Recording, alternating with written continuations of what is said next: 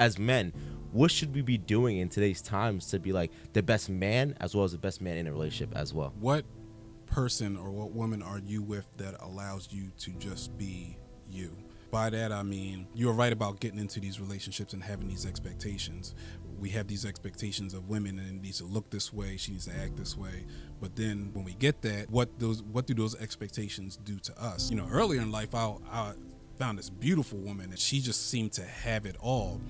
I created these expectations based on her behavior towards me that, all right, I needed to always make sure I had money. I needed to be really tough because guys are always looking at her. So I need to show that I'm aggressive and ready to fight at all times. The very different definition of simping. Yeah. And I realized the more that I would try to be myself, the more I felt detached from her, and like she just wasn't feeling it. So I started molding myself into the image that I believe that she wanted. It wasn't until I noticed that this relationship is killing me that I started to pull back and started to become the person that I was supposed to be, care about the things that I wanted to care about. And the more that I got detached from her and stronger in myself, the more she started to try to get reattached to me, because she started seeing me in a different light, almost like now seeing me as a man. And by the time I got to the point where I was like, I know what I want, I knew it wasn't her. I just want a little bit more of your sweet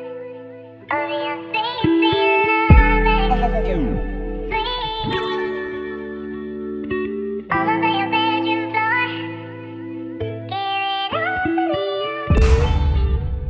Give it up. All right, guys, welcome to another episode of In Those We Trust. It's been a while. I have not been able to do an in-person podcast, and I had to look back. It's probably been almost a year now since I've been able to do an in-person podcast. But I have the privilege and opportunity to talk to Mr. Gary Nelson. Thank you for opening up your space and allowing us to come through and hopefully getting a lot of knowledge from you on this episode. So this came about during this year. I would say I had the privilege of getting into therapy, and it was the best decision. I always knew I wanted to get into therapy. Didn't know how to go about it, the avenues to research. Like, I knew I wanted a black therapist in person. I didn't want nothing virtual, because that was the biggest thing during COVID was a lot of virtual recordings, virtual in person, virtual session. I knew I didn't want that. Like, I knew I couldn't get nothing from it. But I was blessed to be able to really start my journey with you. But before we really get into all of that, I wanted to say, like, what made you really want to become a therapist or a counseling? Or do you call yourself a therapist, right? Yeah, I'm a therapist. Okay. Yeah, let's get into it. I kind of started off. I originally thought that I was going to be in a corporate setting. Like I got my bachelor's in business. I was fully expecting to go into corporate life and get a nice little cushy job and kind of do my thing. But I started noticing in corporate America, I really hated it. Like, it was just, it was so impersonal. Yeah. So I took like some in-between jobs while I was thinking about what I wanted to do. And one of the in-between jobs was working at a college, run a program called Educational Talent Search, which helps kids find their way into college and find what they want to do. So I found out as I was working with these high school kids, they would come to my office and sit down and talk to me about some of the deepest things they were going on, they were going through in life. And it was breaking my heart hearing all of their stories and feeling powerless to know like what I wanted to do, to like how I could help them or anything that I could do. And I noticed during that time, like, they kept coming and talking to me because of my ability to listen and kind of reflect what I heard. So that clued me into the fact that therapy and counseling, that was really what I was kind of gifted to do. So that started me on my journey to learning about counseling and the purpose of therapy and really digging into it, and then, ultimately going to school and becoming a therapist. Yeah. So if I'm going out there right now and I'm looking to find a therapist, what are like the qualities I should look for in my therapist, that their belief system, like their like how they want to evaluate you as a person, as well as how can they help you? Like, what are the qualities I should be looking for in finding the right therapist for me? It's because a lot of times the stigma is like, I find the guy, he's not for me, I never go back again. Like, so they stop just searching for that person. So what should I look for? You should definitely look for the different modalities that people approach therapy from. So some therapists are what's called talk therapists, and they specialize in being able to sit down with you and talk through your problems with you and kind of process and help you like learn to reflect on things. You have other therapists that are like very much theory based. So they take a certain type of theory like cognitive behavioral therapy, and they are beholden to that model. So no matter what you're going through, they put it under those lens, and it feels a bit more robotic, and like you're telling them what they're going through, but they're telling you, okay, this is the steps that you need to do to get through it. It's a little bit more impersonal. Every therapist has different style. different styles that they pull from. I think the most important thing that you should always be searching for is the relationship that they have with you. Yeah. So in terms of qualifications, that's going to vary between a lot of them. But when you sit down and talk to that person, do they get you? Do you feel like they are just taking notes on a piece of paper and like, don't really understand what you're going through, or can they hear you and adequately reflect back to you what you are saying to them? That 90% of therapy is relationship. Yeah. So do you feel like because I would just say for myself that you're definitely not the person in which something that I love is like, and I'll talk about it like when I talk to people about therapy, they're like, I love that we get into debates. I love that we get into like a back and forth of like, you may have an opinion, then I have an opinion. We're like, okay, let's find that middle ground of like where we sit at. And like, if I can disagree with you, and I love being able to go that back and forth discord. But I do feel like there's a lot of times in which I have heard people go to therapy in which they're just like, I just talk. And like some like that. Some people do like just to be able to just word vomit and get everything out, have someone just to be there to just listen to them. But I need that back and forth. Like I need someone to be like to challenge me and my beliefs, my thoughts, and stuff like that. So I believe that's the way you are. Yeah, and there's a ton of people. Like I have different clients that I work with that are more, I need to vent and get everything out of my system, and that might take up a majority of the session. And my role during that time is to listen and find all of the points that kind of intersect. So when they are done speaking, then I can say, this is what I'm hearing, this and this from you. It all sounds like it's coming from here. So you have to put on a different set of ears and eyes as a therapist when you learn the different personalities of the people that come into your office. Yeah. I just don't. We'll get into that later. So like when you're getting that back and forth, what do you find to be like right now in today's time like your specialty, in which you like has it just become your focus because these are the mental health concerns people are bringing towards you, or this is what you went into it with, like I want to focus on this type of mental health and helping this population of people? Yeah, I didn't have a type of mental health that I wanted to dig into. You have some therapists they go into it and they want to deal with people with addictions. Yeah. You got some that want to deal with trauma and abuse. Me, I was kind of more of a general sense. Like I found myself gravitating to people with normal everyday problems and life problems that they were having trouble getting through, which was causing like depression, and it was causing them anxiety and things like that. So it was much more of a general sense of therapy rather than a specific framework for dealing with like somebody that's dealing with addictions or something like that. That's not really for me. Okay. Yeah, I'm really there for everyday people with everyday issues. Okay. All right. So I see that. So, but that brings you a wide range then. Like you're just like everything. Then you might as well say like you're hitting it all. What is your approach to treatment? So for someone to be going through therapy, I look at it as if it's like something with the gym. Like in the gym, a trainer will tell you like it's 80% of your diet at home. And I feel like that's a big part of when it comes to therapy. People will put it on their therapist and really do no at-home work. So when it comes to your process of treatment, like what do you look as like in order to really help this patient? So the first thing is getting to the core of, for me, when they first come into my office, it's definitely talk. It's really like a circular form of talking, like asking different questions about what they are experiencing and my ability to get to the source or the heart of what the issue is. Once I find that source, then when I present that back to them, like, hey, this is what it sounds like is going on, then my approach becomes, what are the different areas in your life that is contributing to this problem. So Yeah. it's thinking in terms of bio, psycho, social, spiritual. Yeah. So then it comes into like your health, the things that you're eating that's contributing to the problem. How you a big one is how you think about the problem, like how you conceptualize the problem. The people in your life that are either contributing to or helping with the problem, and then even the spiritual side, like what is your belief system that is causing you to stay in this kind of space that you're in, or something that helps in that. Examining all of the process of therapy is examining all of those different areas, reframing the things that are out of place and incorrect, and strengthening the areas that are correct and that help you, and making all of those things work together to get you on the right path. So it's like a holistic approach. Yeah, you're hitting all avenues. Now your patient decides he doesn't know at homework. They don't do any of that homework, and at a point, do you get frustrated? You're like, no, I'll take your money, but as well as do you have that frustration of like, I want to see you grow, I want to see you work, I just don't want to see you come in here, and for that day that in which you come in here, you feel the best self, and then the next day you revert right back to your changes. Like, how do you deal with that, like that type of patient? So I'm half and half on homework, actually, because not a lot of people like to do homework. You do get some clients that like they really thrive off being given things to reflect on, activities to do. Oh, yeah, that's me home. for sure. Yeah, that's definitely me. But others, they're kind of content with coming in and talking about it.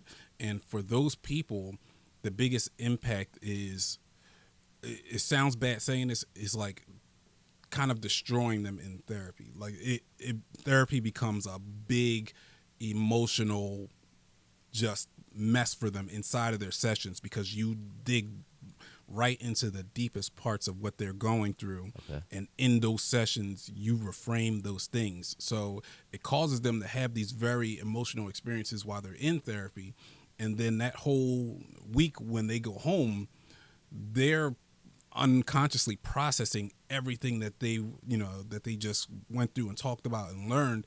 And then the next week when they come in, maybe they have a question about what it was, or something that hit them in their life throughout that week. Yeah. For those people, the biggest change tends to happen months or a year down the line, and they have this light bulb going off moment where it's like everything comes together for them. Those are those types of people. You have people that have the steady growth through activities and homework, and then you have the people that have the sudden impactful growth. Really? Wow. I never thought of it like that. I never thought of it like someone just like, you just have an awakening moment, and you're like, you know what, life changes from this point on, because for some reason it's like when you talk to like your parents can say the same things, but if a friend says something to me, then it finally clicks in your head. Differently. Yeah, it hits. Wow. So then, what when you look around, like all different genders, age, ethnicities, what groups do you find to be the most in trouble of mental health concerns? Black people. Really? Okay. Yeah. And the reason that I say that is because black people, black and brown people, because that includes Hispanic, therapy is stigmatized. Mental health is stigmatized. So anything that we look at and we have bad thought processes or anything like that, we automatically put that under the framework of, I'm crazy, I'm going crazy. If I talk to somebody that confirms that I'm crazy. Yeah. So then that means people, like, they don't seek help for those specific things, and they go towards coping mechanisms, smoking weed, drinking, doing everything they can to get their mind off of whatever they're going through, rather than attacking what they're going through. And that's what I feel like a lot of, I feel like black and brown people in particular are really struggling, and I'm seeing an uptick in personality disorders as a result of that. So you're hearing a lot about bipolar disorder. You're hearing a lot about borderline personality disorders. You're hearing a lot about narcissistic personality disorders. Oh, we're gonna get to that. Yeah, these different things are stemming from those different areas. The ability to be going through something and not have somebody to talk it through with, being raised in dysfunctional families, like all of these things mixed together to severely impact how we approach life. You bring that up a lot of times of people around you having like personality disorders, as well. Like, how can you self-identify that, or like what does it look like as an outsider looking in? Like you see a person, you're like, they definitely are dealing with a personality disorder. Like how can you not that like you're the person to diagnose it, but to kind of pick up on those things. Yeah, most people don't self-diagnose themselves, most people self-diagnose themselves as bipolar because it's just a widely thrown around term. So anytime you feel like you're angry one minute and then happy the next, you're calling yourself bipolar, which is not necessarily what that is.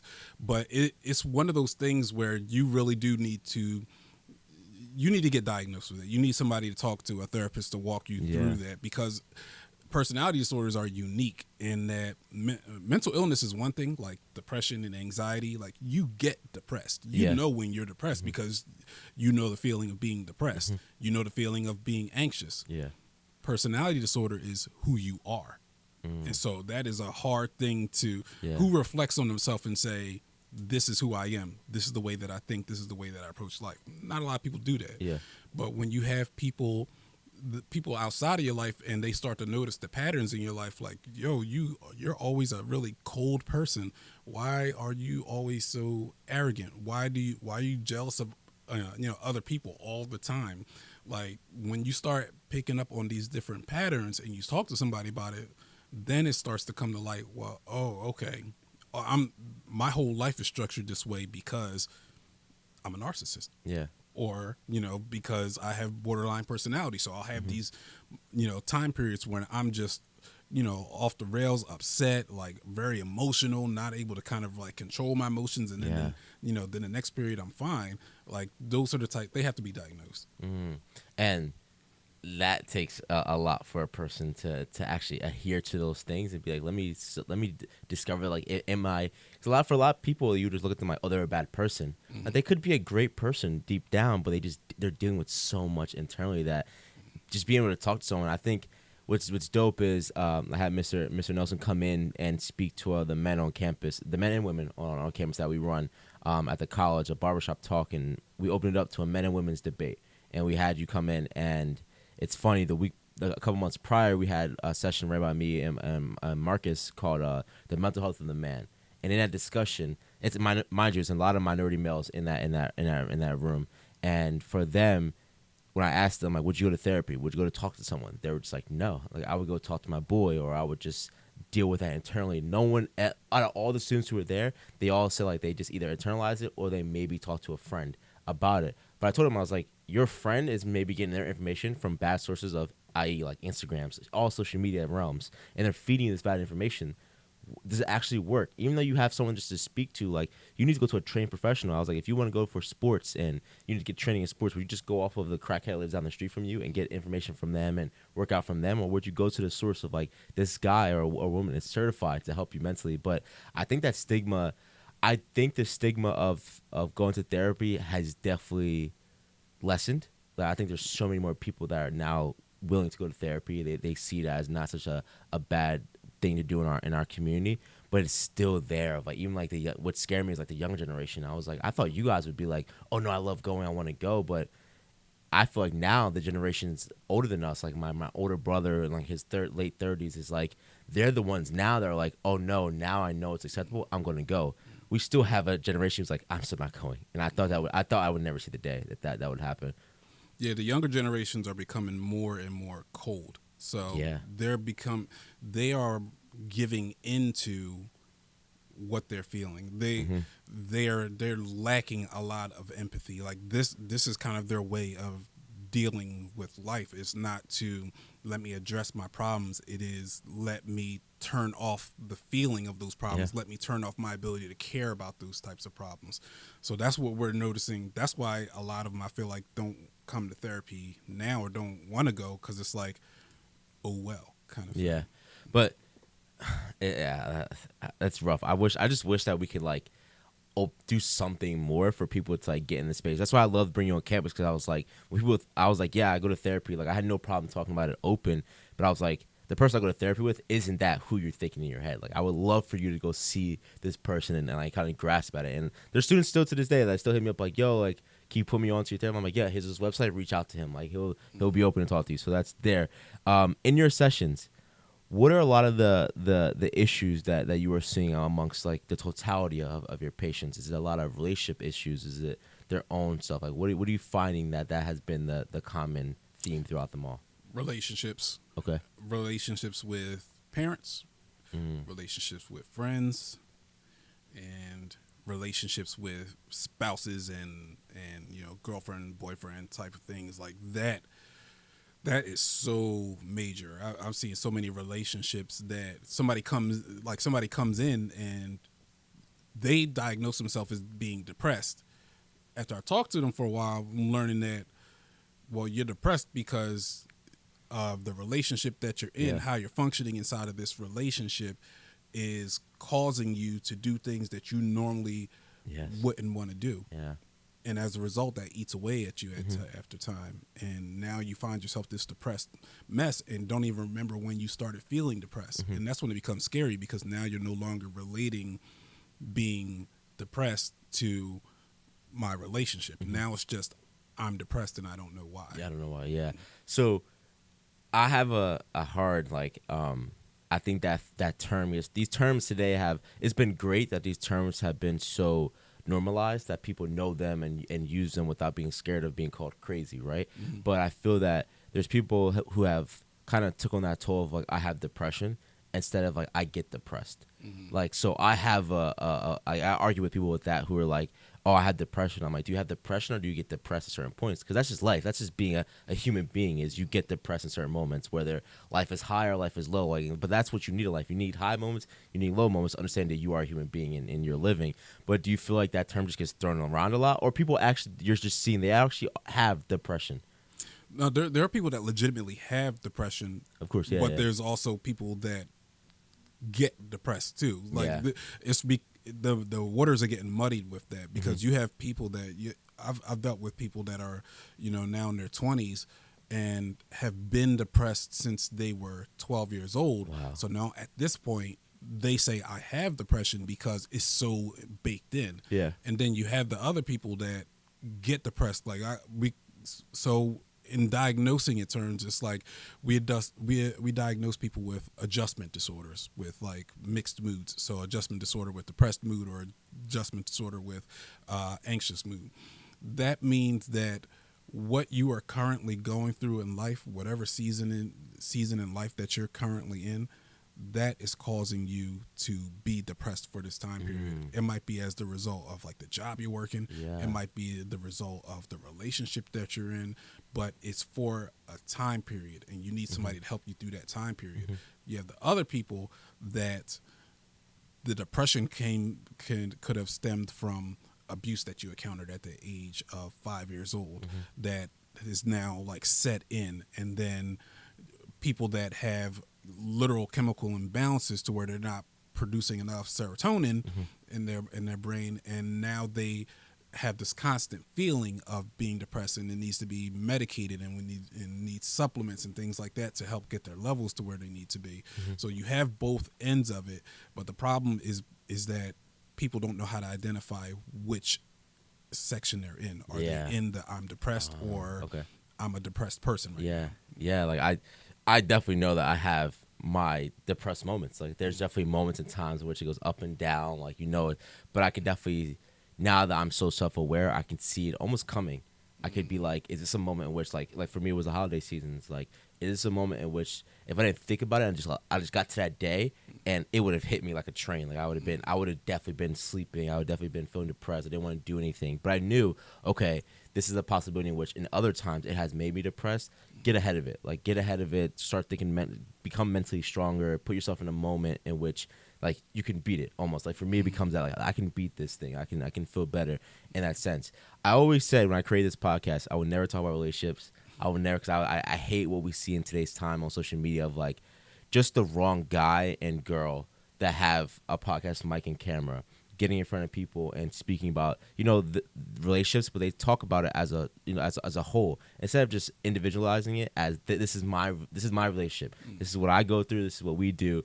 And it just creates so much tension, and just it's to me it's bad for social media. It's bad for humanity because it brings in so much of like trouble into other people's relationships as well. Now the younger generations are idolizing these people. Like you had the red pill, blue pill. You had the way to treat women and certain things. It's like that's not reality, man. Like that's not what you see is not reality behind the scenes. But I would say within getting a therapy that it was coming out of my relationship that I was with someone for 8 years, and it was like, what the fuck do I do now? Like, what am I? How do I keep moving after this? But in relationships today, based off of social media and stuff like that, what are the biggest issues you're starting to see people just fall out and they're just not being able to make it in today's times? In terms of relationships? Relationships, yeah. Expectations.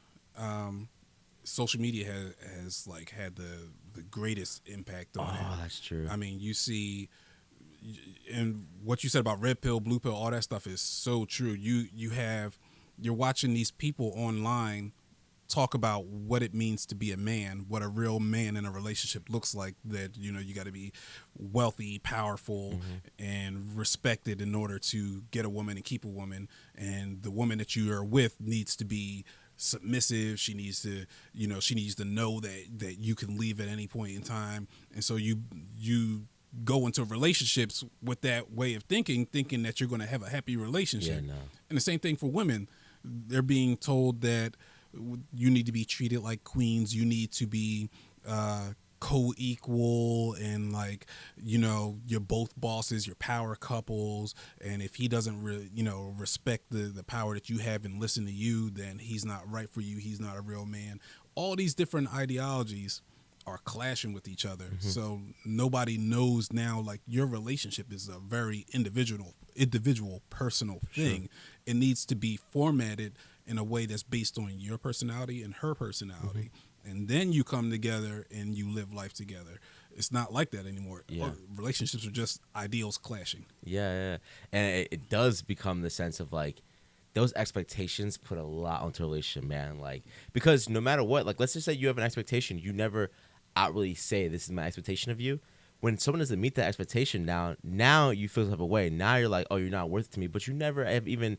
It's bad to even put expectations on people, but to not even say it out loud is another thing that we're dealing with, right? And I feel that social media has allowed people to get in the sense of like, I always say like, live within your means. Like, let's be realistic here. Like, looks wise, as well as like you as a person, as well as put positive. Like to me, I could just be like, I want a 5'10" model with a big ass. That like, it's just, I'm putting these outlandish expectations out there for a woman. I would say for me, for a woman out there, and I may miss what is a possibility of someone to come across because I've had this expectation of this is the woman I need, it's the woman I want, and I'm not going to take nothing less for it. I don't mind you having what is that called, criterias. I don't mind you having criterias, but putting these expectations out there on your relationship when you're already in the relationship, but as well as expectations of like, no, this man has to do this, and the third. But it's funny when we were talking about like, now me being outside again, it's just like, it sucks. Like I hate being out. Like I don't wish it on anyone to be single in today's times. It sucks.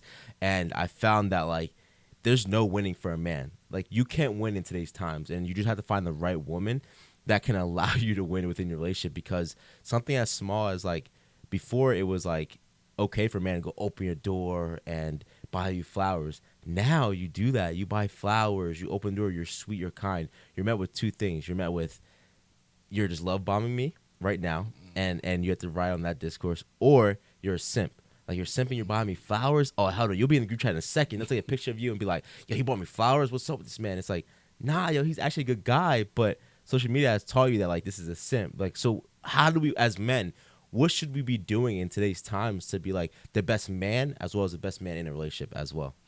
What expectations, let me start from here. What person or what woman are you with that allows you to just be you?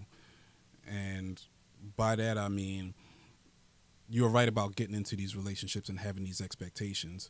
We have these expectations of women, and it needs to look this way, she needs to act this way.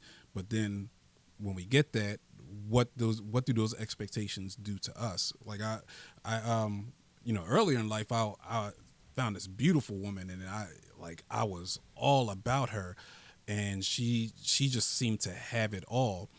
I created these expectations based on her behavior towards me that, all right, I needed to always make sure I had money. I needed to be really tough because guys are always looking at her. So I need to show that I'm aggressive and, and ready to fight at all times. Like I would just do is the very different definition of simping. Yeah. And I realized the more that I would try to be myself, the more I felt detached from her, and like she just wasn't feeling it. So I started molding myself into the image that I believe that she wanted. It wasn't until I noticed that this relationship is killing me that I started to pull back and started to become the person that I was supposed to be, care about the things that I wanted to care about. And the more that I got detached from her and stronger in myself, the more she started to try to get reattached to me because she started seeing me in a different light, almost like now seeing me as a man. And by the time I got to the point where I was like, I know what I want, I knew it wasn't her. So I was able to move off of that and then find the woman that allows me to still be me, allows me to care about opening a door for her without judgment. Being without judgment is just man, that's What do you mean by that? like she doesn't look at it as, she doesn't have definitions for what it means to be a man. I don't have to fall into that. If I open a door for her, it's because I'm a courteous type of person.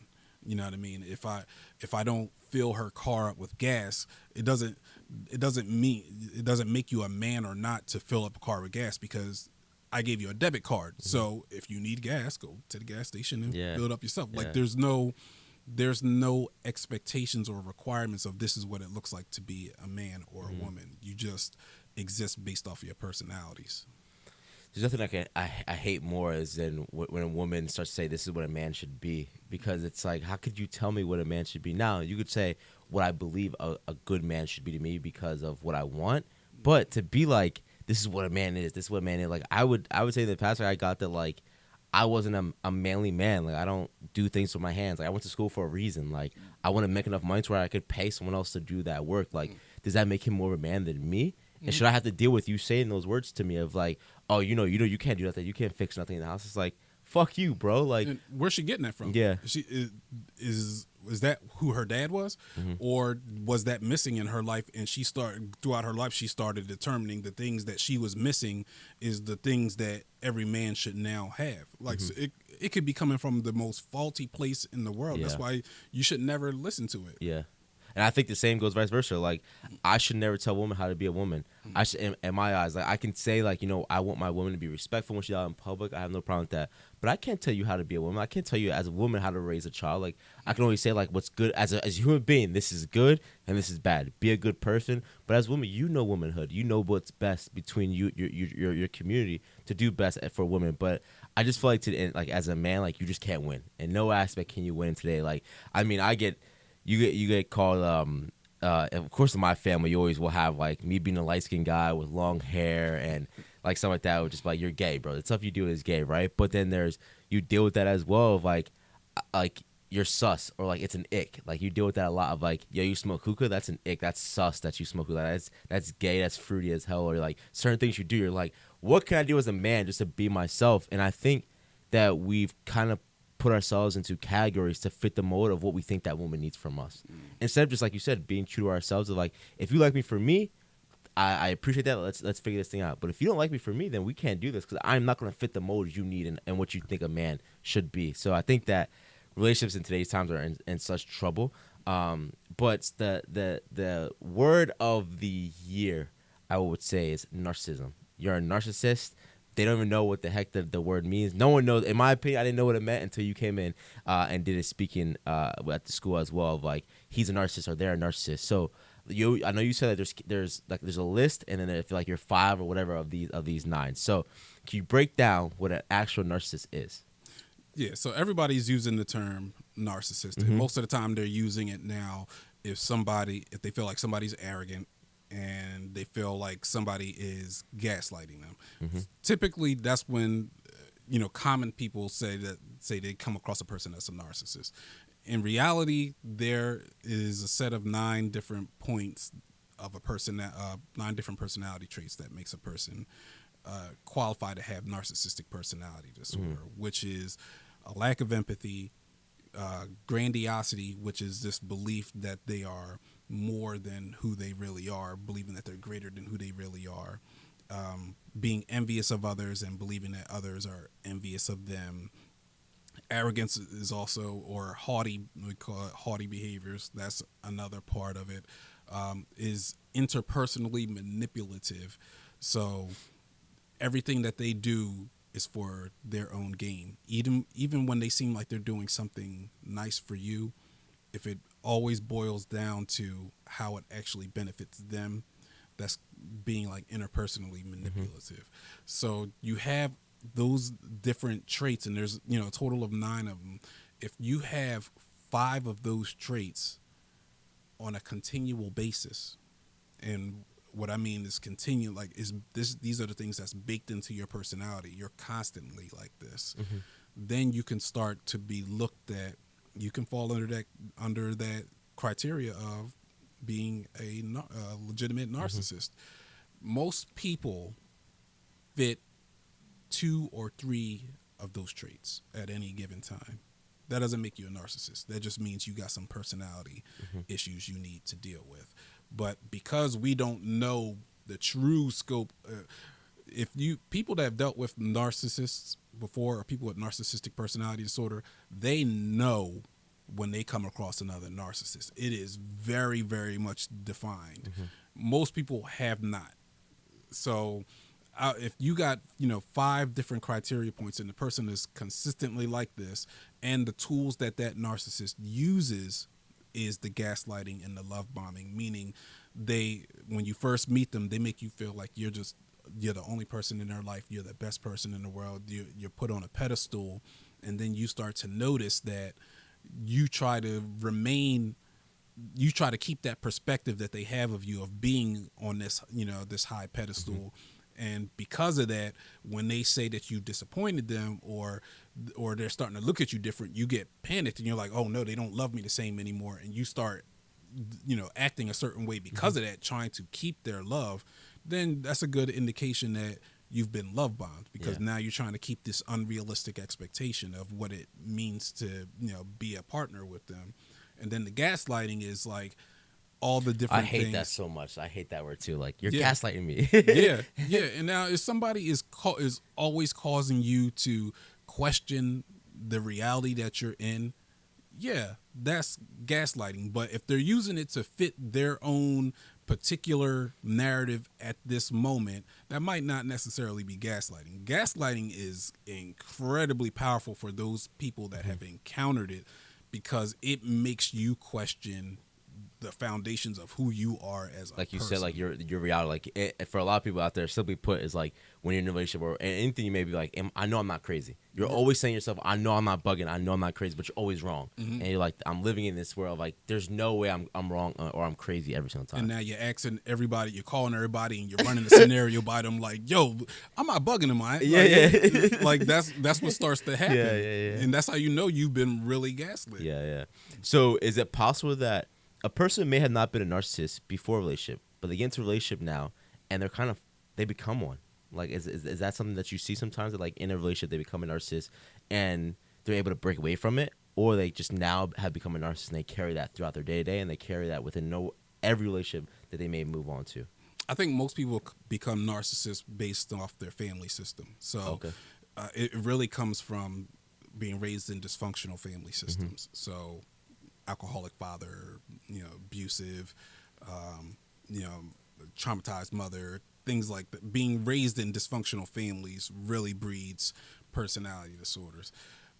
What you see with people that you may not have thought that they were a narcissist when they were in a relationship, but later on down the line, you feel like they become them. A lot of times they've become victims of narcissistic abuse, meaning like, because of this relationship, if they were in a relationship with a narcissist, what they've encountered, people with narcissistic abuse tend to look like narcissists because they've learned to emulate certain behaviors to get what they want. So they learn to emulate the manipulation so that way they can feel loved again. They start to take on the negative characteristics to help them cope with everything that they've been through. So if you have a person that was completely normal when they first started a relationship and later on down the line, like now they're really manipulative and things like that, that's a good sign that they were in a really bad relationship and it's caused them to skew the way that they, approach life and their perspective on things. Yeah. So I'm not just saying as me, but as a person that gets out of that relationship, that narcissism relationship with that opposite person. Again, we're not just saying a male or female. We're just saying like as a whole. I get out of that relationship. What is best for me now going forward? If I'm a survivor of being with someone who's a narcissist, what is best going forward now? Do I take it slow? Do I now look to jump in a relationship? Do I kind of deal with discovering the wrongs and faults of that person I was in a relationship? Like, how do I move forward now? I think you should take it slow and not examine the faults of the other person. Examine how you live now, the way you think about things, the way you approach relationships. What are you doing now that is the result of you being in this past negative relationship? What are some of the negative traits that you've picked up?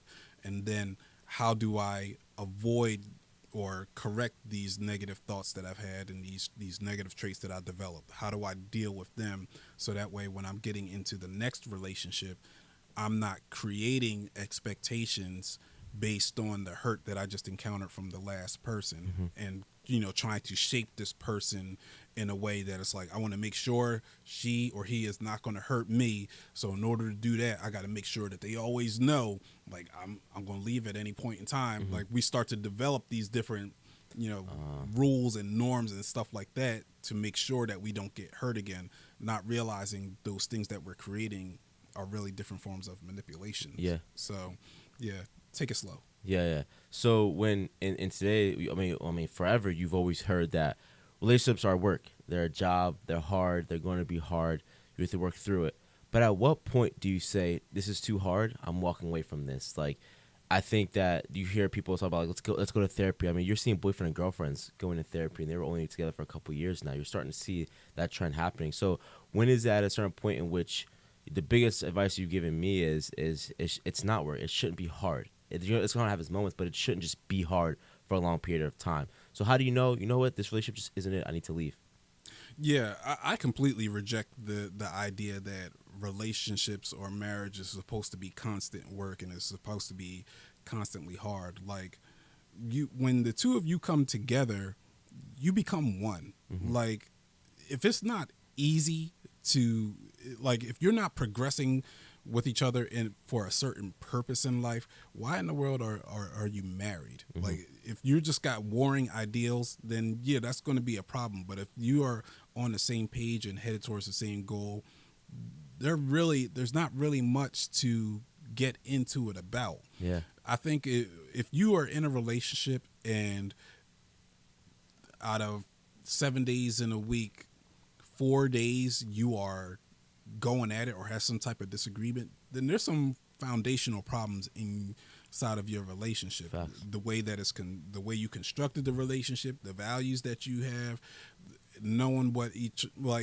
you do need to know each other's roles and what those roles look like. You need to know what loving each other looks like. So a big thing now is the love languages, but those things are actually kind of important because if you know you're the type of person that like needs to be affirmed or praised at different times in order for you to kind of keep going, then your partner needs to know that because she knows she's going to need to, be there, be that support to you that's, encouraging you at different times, and vice versa.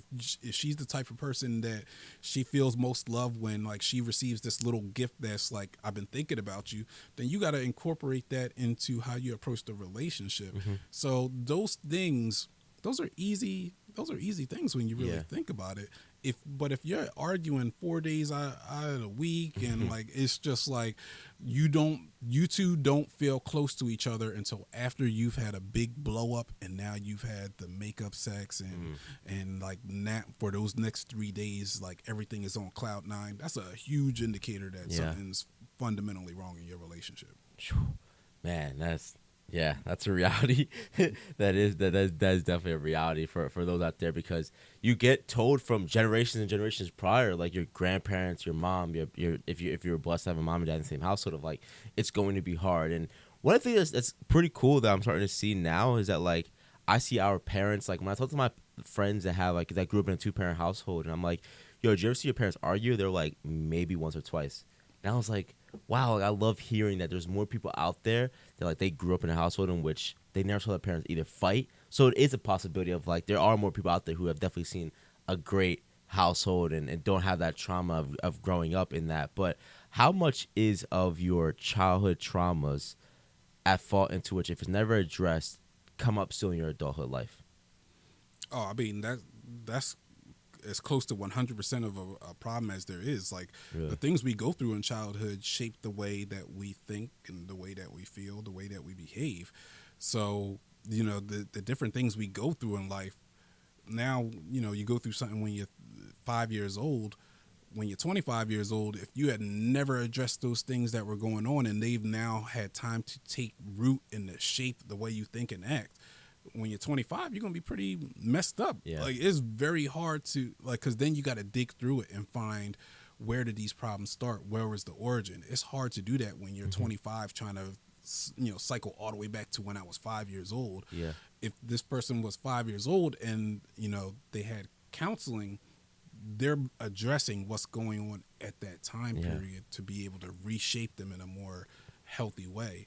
Like, no matter if you want to call it trauma or not, and trauma is, the definition of a trauma is just a deeply distressing feeling or event. Okay. That's what trauma is. Everybody's had a trauma. Yeah. So if you are going through, if you're going through life and you've had a dysfunctional family, and you've had problems with mom and dad, it's going to shape the way you think, feel, and act. And as a result, it's going to carry over into your relationships and into your marriages and things like that. All of us have those things. The main thing with all of us is making a daily practice of looking at ourselves in the mirror and examining ourselves to find, where are the areas that I have negative thinking, or where are the areas that I'm struggling with, and working on ourselves. If we make that like a daily practice, that makes all of our relationships so much easier, because we're not focusing on what somebody else is doing and what we feel that they need to be doing, or our expectations of them.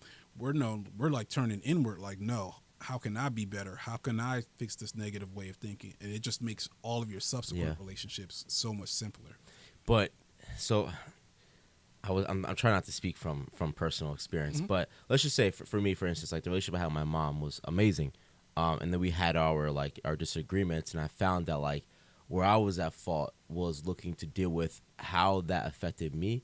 And the worst thing for a parent is when they get the report card, in which their kid gives them the report card and they're like, no, you fucked up here, because the parents want to hear that. They want to see that no, I did everything for you, I was perfect. So you deal with that, and you kind of have now, like, a parent who may not be as open to those things. Now you're creating more issues. How do you now deal with that of, like, I'm dealing with my childhood traumas, but I can't go to my parents and address them with those, even though they may still feel that way of, like, still may act that certain way, but you have to now be mentally stronger to, like, all right, now I know how to not have the way they act affect me so much. But it's so hard to do that of, like, I'm addressing my childhood traumas, and the reason for my childhood trauma is maybe my parents, but I can't fix those issues with my parents. So now I just have to internalize, deal with that of, like, no matter what, they're going to be who they are. I have to love them as my parents, but now I just have to move forward with it. Yeah, that's really powerful. That's really difficult to do. When you deal with a parent and you're dealing with that kind of childhood trauma that revolves around something that a parent did, once you start working on it when you grow up, part of the inclination is to, all right, now let me go back and have a conversation with my parent about what they did. And they may or may not want to hear anything that you're going to talk about, because they might be looking at it like, well, you grew up, you're alive, like, I did my job. Facts. And so a lot of times you're not going to get them to think back on, and that's with anybody. It's hard to get somebody to think back on ways that they messed up, because there's nothing that they can do to correct it at this point. So part of it is, the work on yourself. How do I forgive them for that, what does my relationship with them look like going forward that is healthy, that's not putting the expectation on them to correct everything that they did wrong in the past?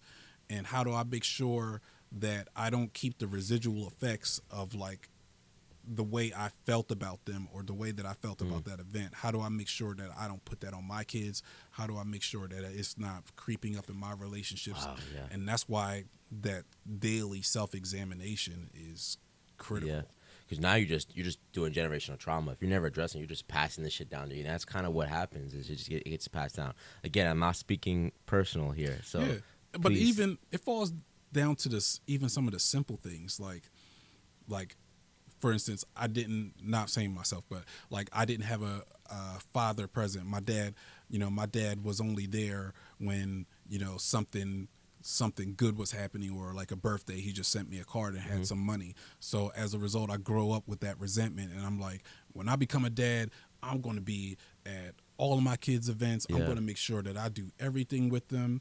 And while, yeah, that sounds good, you're now basing your life on something that you didn't have growing up.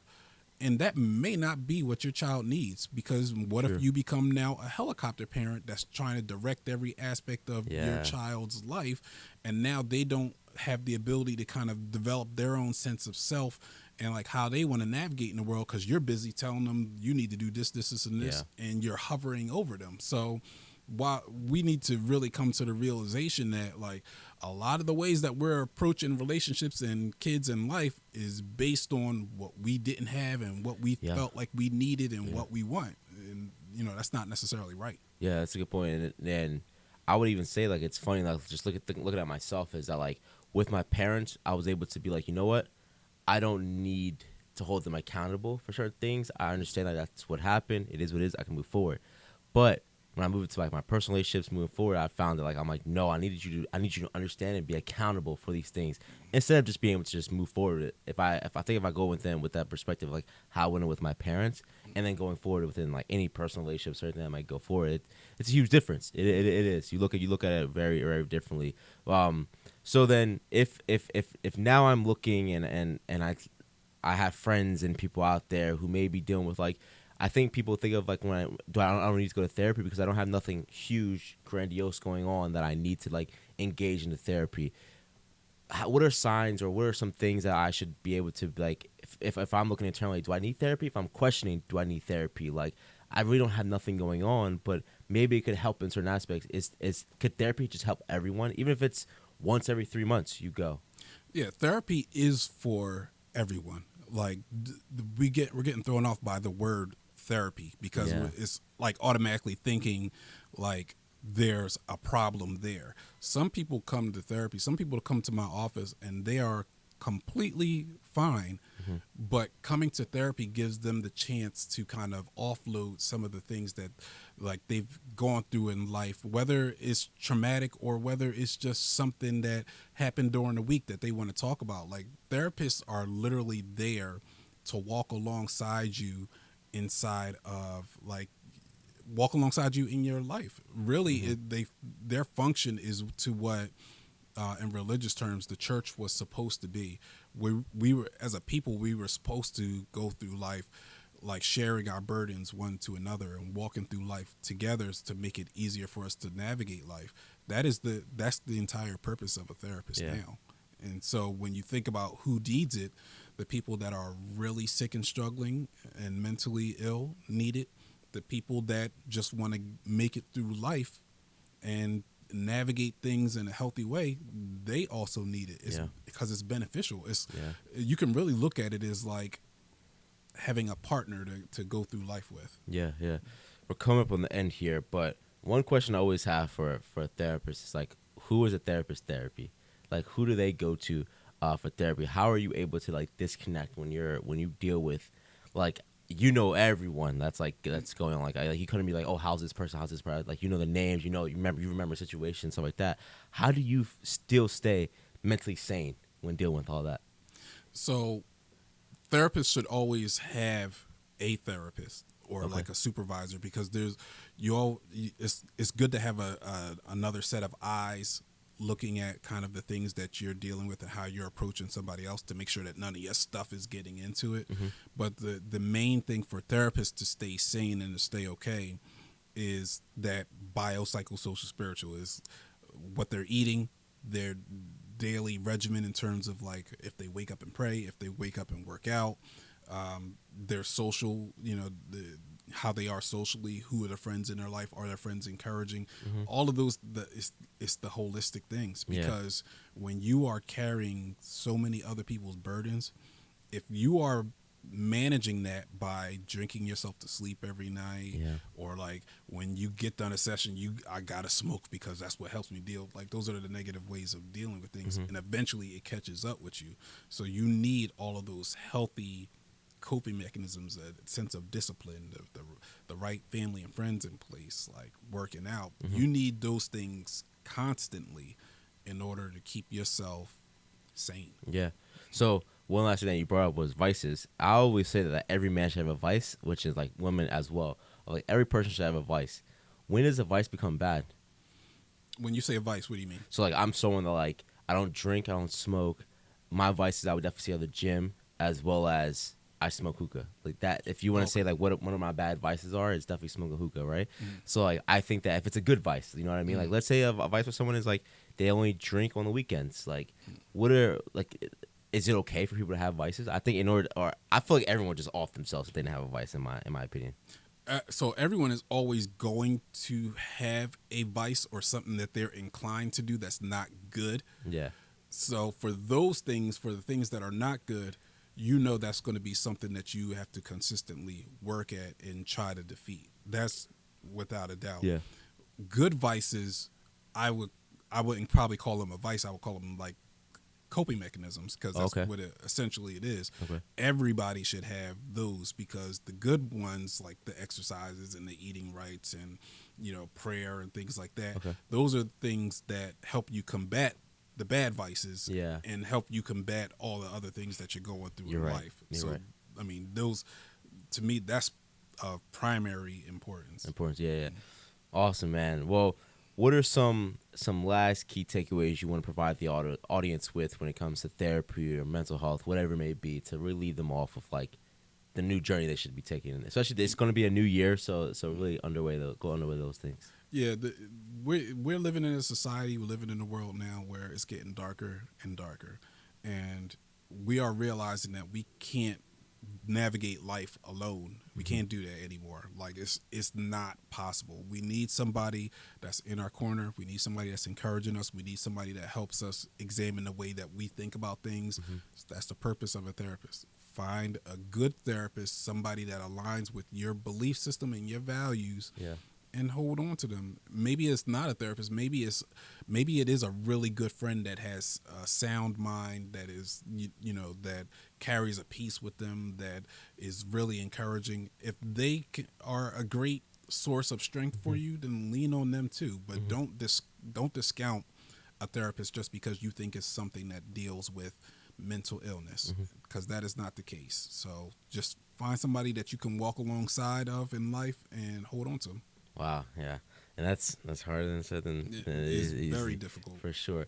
At this point, are you still taking any new like clientele or anything like that? People to go to reach out? Yeah, it's limited, but Okay. so I would say anybody that want to reach out sooner rather than later, because I do get to a point where I fill up and I know that it'll become too much. You can't try to help too many people at the same time. Yeah. So, if you're somebody that really feel like you need it, then definitely reach out to me and we'll see what we can do. I would definitely have his website in the link in the description as well, and at the bottom of the screen here. Mr. Harry Nelson, I thank you for opening this space, and I thank you for helping me along this journey as well, and assisting in every which way possible with being coming to the school as well, helping students, and then helping me during this journey, because if you would have told me what last year would look like this year, I would have never said that I would be in this position. But with your help and support, it's definitely got me a long way, and I'm blessed to have had great people come along the way and put me in these positions, as well as yourself. So I thank you. I thank you again for coming on the podcast.